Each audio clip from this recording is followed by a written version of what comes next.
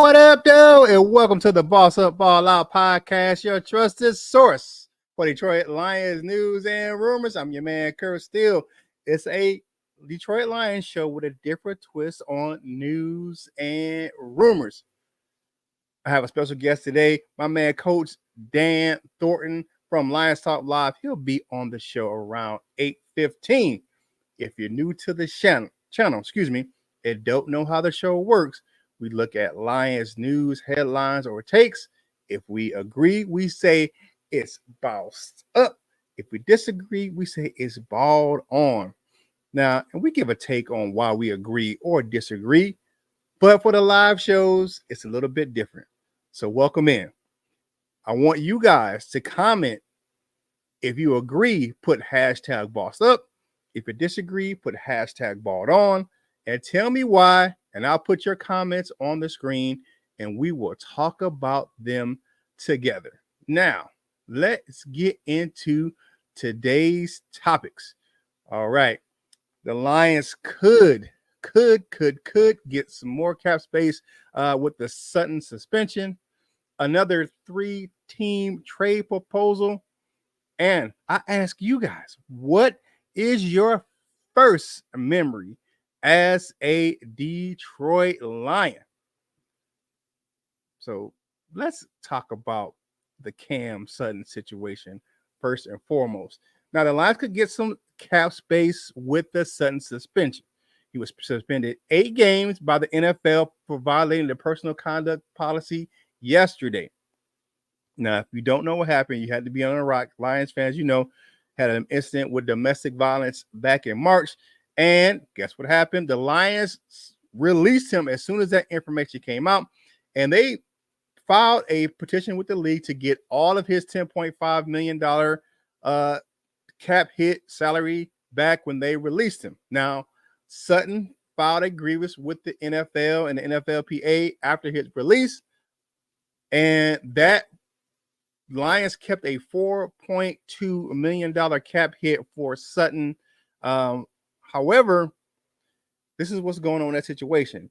The 8 games is without pay, and he is not going to appeal what's going on with the suspension.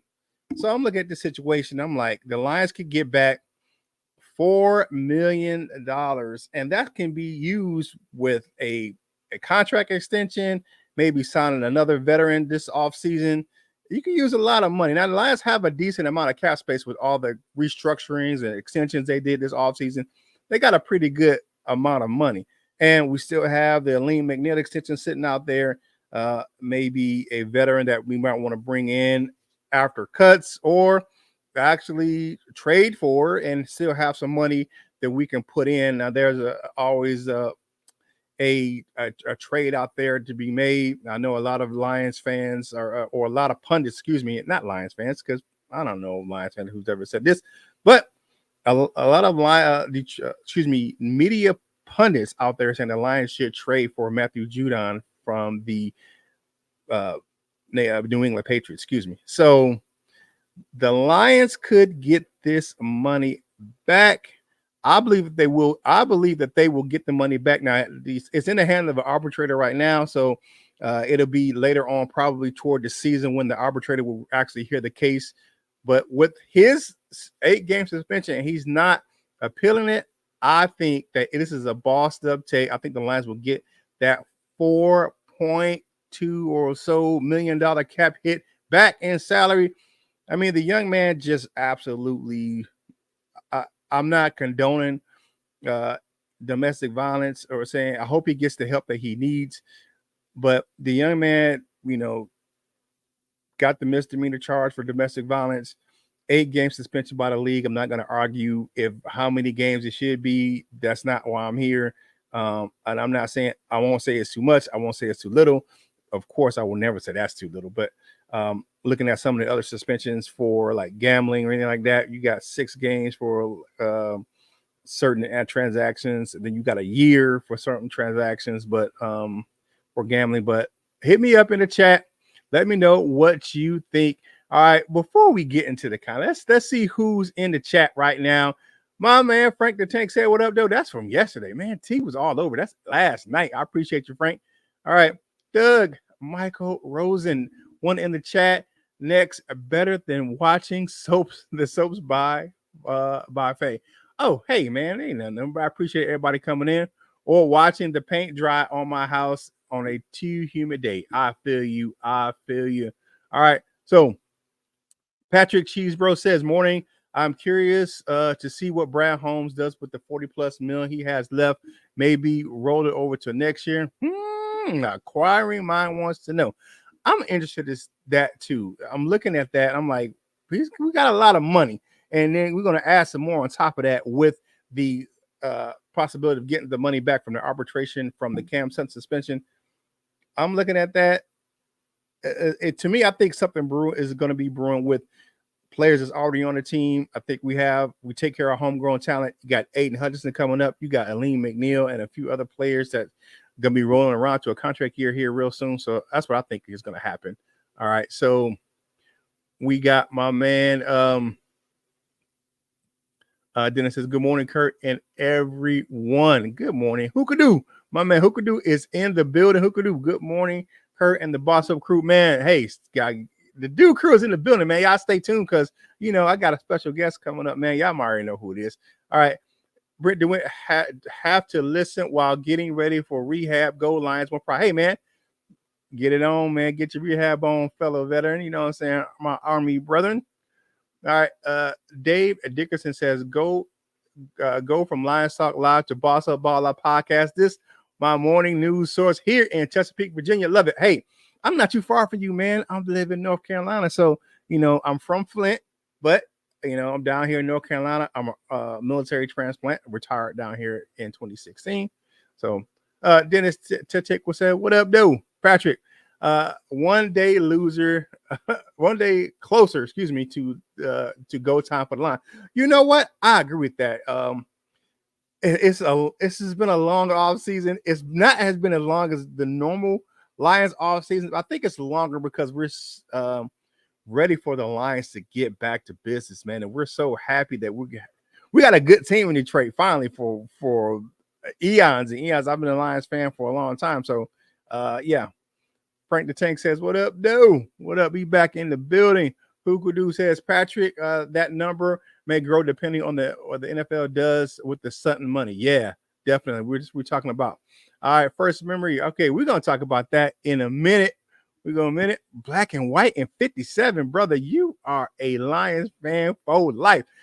Big Dot says, "What up, Kurt? The man with the master plan." Okay, what's going on? Watching Green Bay versus Lion Thanksgiving when I was a kid, about 90. Okay, we're gonna get into those first memories here in a minute. All right, let's get into the next topic because my guy over at A to Z Sports, Mike Payton, used to be a proprietor Detroit, proposed this trade. Now we saw a crazy ass trade here a few days ago, but here's the 3-team trade that is proposed right now for the Detroit Lions. The Lions get Traylon Burks, Malik Willis, Amir Abdullah, and the 2025 fifth-round pick from the Raiders. The Titans get Malcolm Rodriguez, Janaris Robinson, and a 2026 sixth-round pick from the Lions. And the Raiders will get Hendon Hooker, a 2025 seventh-round pick from the Lions, and a 2025 fourth-round pick from the Titans.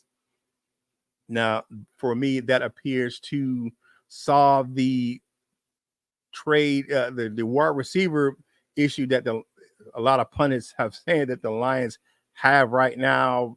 I don't know about that. Okay. All right. So for me, I'm going to say that this trade is a balled-on trade. I don't want Malik Willis. I never wanted Malik Willis when he was getting drafted. People wanted us to take him at number 2. I'm like, this guy's not a proven commodity, man. The guy, everybody, oh, look at his arm strength, and he's throwing in the combine. The guy was throwing in shorts and shirts, man, pajama stuff. I didn't ever want him. All right, Traylon Burks, still really an unproven commodity. He really hasn't done much coming out of college. to give up a guy like Rodrigo, what he has so much to in the as far as what he can do on the field as far as special teams, and still he's a good depth player. If we get a guy injured, the guy can just play. And I like Rodrigo. I'm not saying he's a starter, but he's a integral part of the defense. He can spell um, Anzalone or Jack or even Derek Barnes, and there's not a lot of there's some drop off, but the way he plays with his hair on fire, and plus what he brings to special teams. I think we're going to have one of the best special teams unit in the league this year. And bring was I a Amir Abdullah fan when he was in Detroit? Absolutely. I had his jersey. You know what I'm saying? He was one of those underrated players. He kind of snuck under the radar. He's made his living really on the special teams portion of his career and his back end. He's not a starting running back. He's a depth player. Am I really in a hurry to bring him back to Detroit? No, not really. Now, we're not giving up a lot of draft capital, and I think the Lions aren't going to give up Hendon Hooker. You have a quarterback. People keep talking about everything he is. We don't know what he is. We haven't seen him on the field yet. And to give away a guy who's still on a rookie contract is absolutely bananas to me. I don't think so. That is a boss on trade for me. All right, let me know what you think in the comments, man. If you like this trade, give it a hashtag boss up. If you don't like it, give it a hashtag bald on. All right, so let's get back into it. All right, so I think they could spend some money this after the preseason or after game 4 for the bye week. Teams leave something too good to resist. And an injured player like Houston, Mosley, Levi aren't what they seem. Okay, I feel you. We'll see what's going on with those guys. If they can get back to, and for Houston, can he get back to that form he had as his rookie season? And for Levi, he's been playing better. Can he live up to his billing coming out in the draft? We'll see. All right. Good morning from Texas. Thank you, Dominique Phillips. Phil says, good morning. What up, though? Motown Mitch says, what up, though? Man of Steel himself, Kurt Steele. What up, Motown? The queen of the proud, Valerie Bordeaux, is in the building. What up, Kurt? Congrats on your new podcast, Jim. Will be proud, man. I miss my man, Jim, every day, man. We love you, Jim. Thanks for dropping in, Queen. We appreciate it. Frank the Tank says, no way they pulled that trade off. I don't think so, man. I get you. It's a ball on trade for me. Definitely. Doug says, I'm not trading Hooker until he at least play 2 preseason games. And nope, he may be able to play football. He may be able to play. We don't know if he can play NFL football or not. I agree with you on that.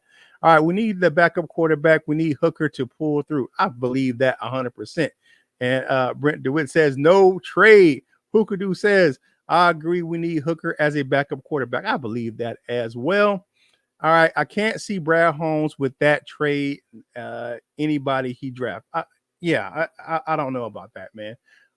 Definitely with that one. I only trade extra players, commission, maybe one or one other. Okay, commish.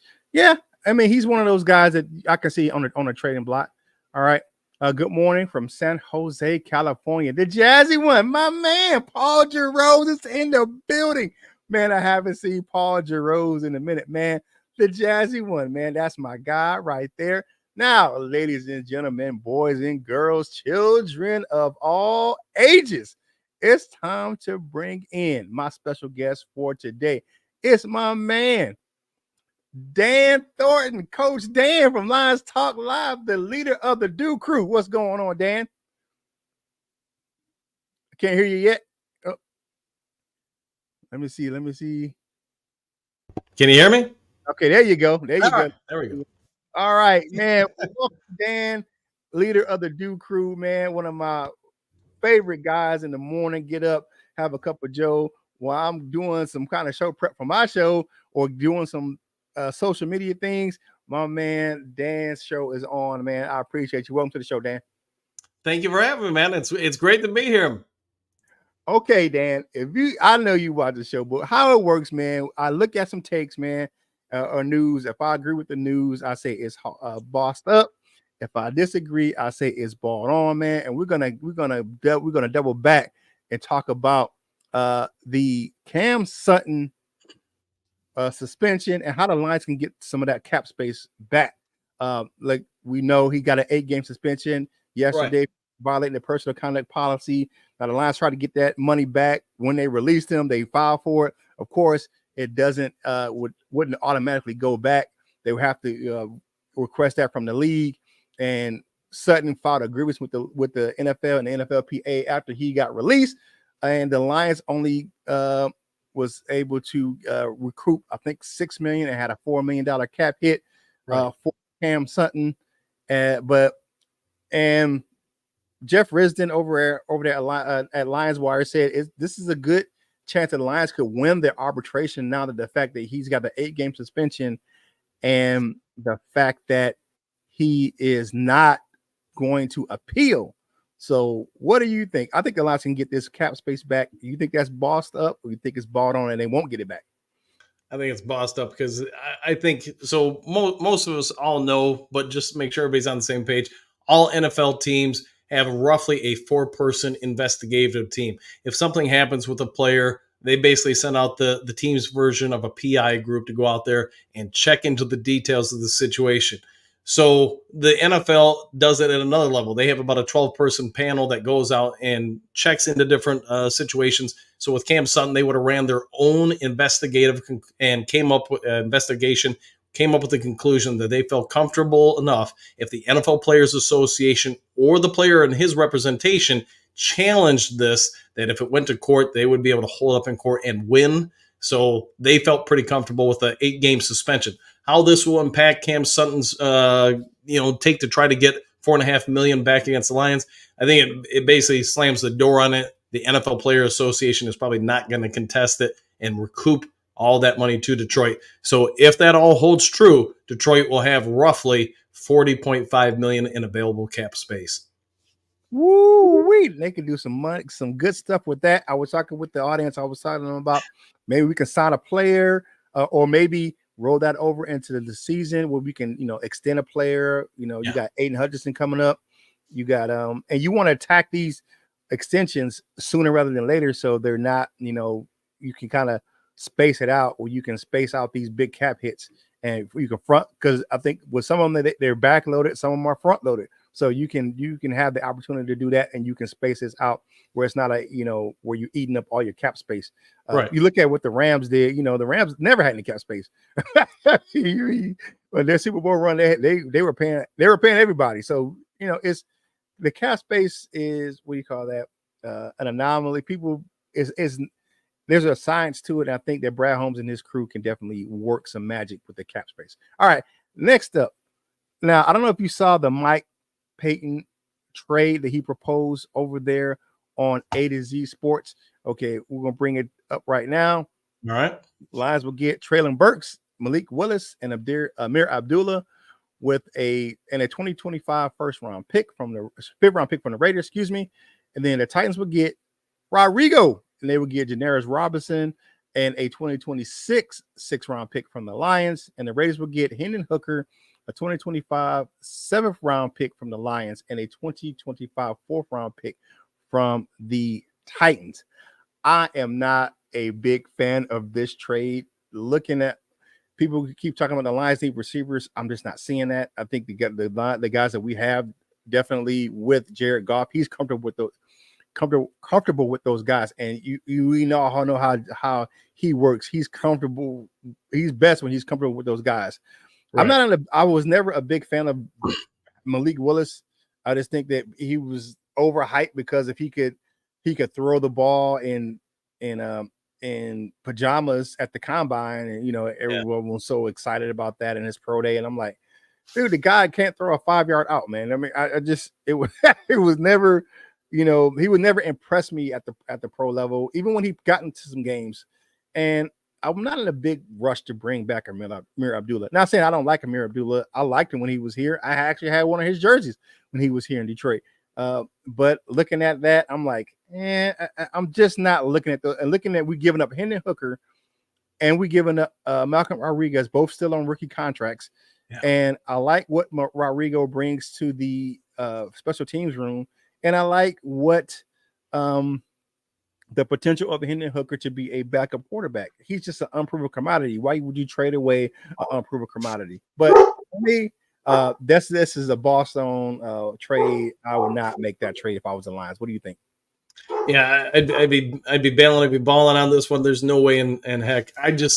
I like Rodrigo. I think he can start for us if need be. Maybe he does end up starting, but if nothing else, he gives you a lot of versatility and a lot of depth in a position. This team is built on depth, and would you really want to sacrifice your perceived backup quarterback who's on a rookie deal, like you pointed out, who's got a lot of upside, and one of your best special teams players who can also play some tight end, who can also play some fullback, let alone make plays as a linebacker? To me, there's no way, and you're going to give up draft capital, a part of it. Yeah, I'm going to take a big pass on that one. Yeah, he got the Do Crew doggy in the background making some noise this morning. So let's get back into the chat right quick. Definitely, we got some guy. Hey, Coach JDC is in the building. Frank the Tank says, Dan the man. You know what I'm saying? We all know who Dan is, man. Hey, Coach in the house. You know what I'm saying? I know what that says. Lions rules, Bears rules, my man Dan. Motown bitches in the building. My man King SJ. Man, King SJ. That's one of the long time. He was definitely a member of the Proud Nation family over the Detroit Lions and the Proud. Welcome to the new show, my man King SJ. Hooker Dude says, Coach. Man, we know you typing fast. A balled on trade proposal. Yes, definitely. All right. Bo Booth is in the building. What up, though? Dropping in and playing catch up. Bo is definitely a member of the Do Crew, man. I appreciate all the members coming over.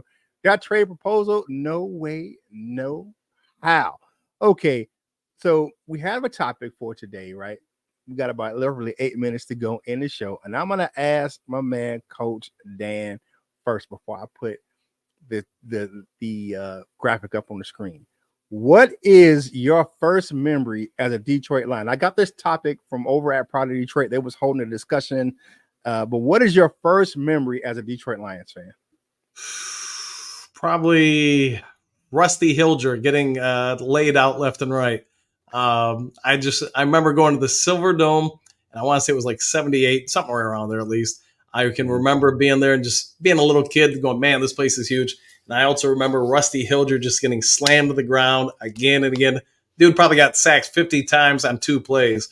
They picked him up just to throw him back down. And the fact he kept getting up, I didn't know anything about football at that point, but it's something triggered with me, and I just loved it to death. He was not a good quarterback, by the way, but you know what? He will always live in my memory for the beating he took and kept getting up.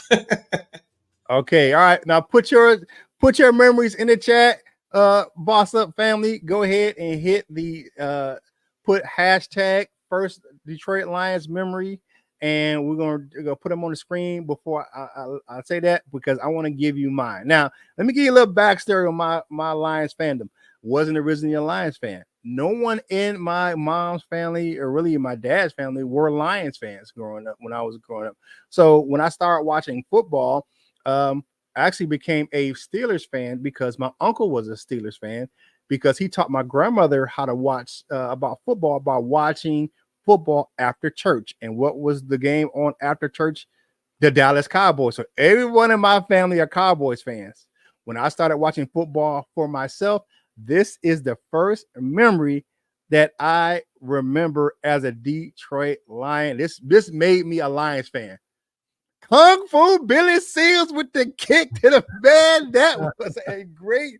When I saw this, I immediately became a Lions fan, because I'm like, if I could watch this, if I could watch a guy do this every game, man, that was awesome. I was like, what?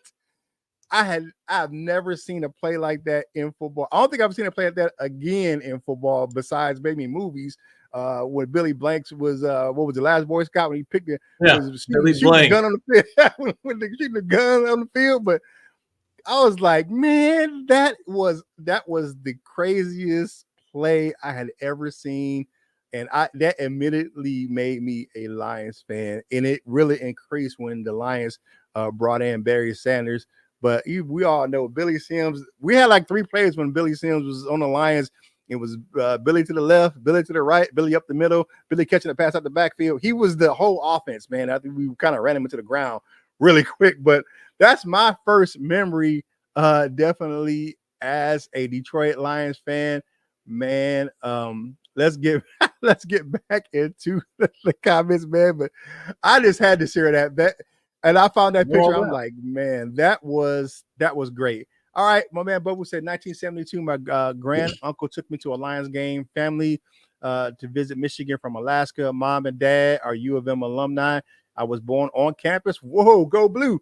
I'm a huge Lions fan. I'm a huge Lions and Wolverine fan. You know, my other co-hosts that are on the show are Wolverine fans as well. So he's been a Lions fan since then. All right, my first hookadoo. My man from the Do Crew. Go ahead, read that one, Coach Dan. That's your guy. My first memory: my mom and dad bought me into a Lions uniform. For Xmas bought you a Lions uniform for Christmas, helmet, and all. I had to be 5 or 6 years old. So there you go. Yeah, that's what I had. I had the Steelers one, and I had a Steelers jacket, and my dad took the R and the S off, and it said Steel, our last name. So. Right. It was crazy. All right. Before my time, but Billy Sims' Karate Kick was a classic. You absolutely right. Now, here's a guy, long-time member of the Proud Nation family, my man, the Jazzy one. Paul Giroux says 1954 collecting football cards first memory. Hey, this guy, he listened to the last championship game on the radio in his house. This how long Paul Giroux has been a Lions fan. That is my guy. Definitely. All right, we got my man King Essie. Go ahead, get that one, Dan. Thanksgiving 2015, Megatron caught 3 touchdowns. That game took my Lions fandom to another level. Man, Megatron was awesome. Can you imagine him on this team? Yeah. Ooh, man, that'd be crazy. All right. It'd be Brent DeWitt says, remember my dad and uncle complaining about the Lions couldn't bring down Fran Tarkenton. Yeah, Fran Tarkenton was hard to bring down for a lot of people. Yeah. I mean, that guy, he was the prototype of a mobile quarterback back in the day. He really was, and how he moved around. All right, go ahead, JDC go ahead, Dan. The 63-yard field goal by Tom Dempsey. Me sitting, listening on the radio, then heartbreak. Yeah. I know before my time, but I remember hearing about it. I remember seeing it on videos. And yeah, Lions fans everywhere remember that one. All right. Doug Michael Rosen says, also remember the Lions could never take Y.A. Tittle and San Francisco out, our nemesis. Yeah. That was definitely before my time. Okay. All right. We got one more here. Go ahead and read that one there, Dan. Greetings and salutations from Matthew. All my first memories were Thanksgiving Day games at my grandparents'. I think the first I remember was the game against the Rams. Roman Gabriel was quarterback for the Rams. I like Roman's name. Yeah, nice name, man. Yeah, definitely. Okay, now it's time to wind down the show. Y'all know we do it. We get y'all in 30 minutes in, 30 minutes out. That's how we do it. All right, Coach Dan, tell the people how they can find you and your content. Come on over to Lions Talk Live every morning, 7 days a week, 7 a.m. to roughly 8 a.m. Come on over, be a part of the Duke crew. Check out the chat of the day, whatever we come up with. We come up with 5 burning topics from headlines, and then our main topic. Hopefully everybody enjoys. Yeah, definitely. Hey, you can definitely like the channel, subscribe if you haven't done so already. Become a member of the Boss Up family. Hey, like my man Coach Dan says over there, it's free. Hit the subscribe button, man. Hit the like button. It's free. Like I say, it's free 99 and 50 free cents. So it don't cost you one red penny. You can follow the show. Definitely, you can follow everyone. You can follow my co-host, Coach Mike Jones, and LL Cool Torrance, and myself. Here is our social media information, and you also can find it in the description of this video. So go ahead and click down there. And you can catch a replay of this show over on kurtsteele.com. You can find all my content right there on the homepage. And if you can't have a chance to watch it live or watch one of the recorded shows, you can go to Spotify and listen to the recording of all of the shows for the Boss Up Ball Out podcast. Hey, do your man Kurt Steele a favor, man. Whatever you do in life, you got to boss up, ball out, and be the best version of you that you can be. My man today, Dan Thornton. This is Kurt Steele, and we will holla at you real soon.